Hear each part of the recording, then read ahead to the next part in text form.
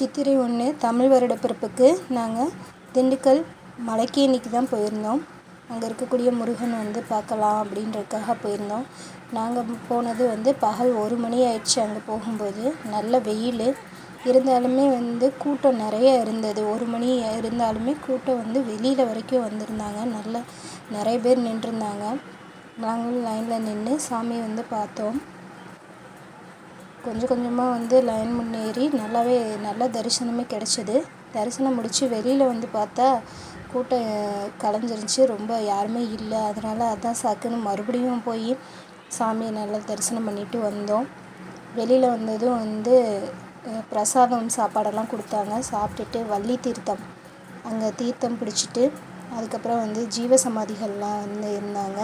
அவங்கெல்லாம் தரிசனம் பண்ணிவிட்டு ஜீவசமாதியில் கொஞ்சம் நேரம் தியானம் பண்ணிட்டு வந்தோம். நல்ல ஒரு ரம்மியமான இடம். மனதுக்கு ரொம்ப நிறைவாக இருந்தது. இந்த தமிழ் புத்தாண்டு நல்ல ஒரு தொடக்கமாக இருந்தது. உங்களுக்கு எல்லாருக்கும் நல்லதே நடக்க வாழ்த்துக்கள். நன்றி மக்களே.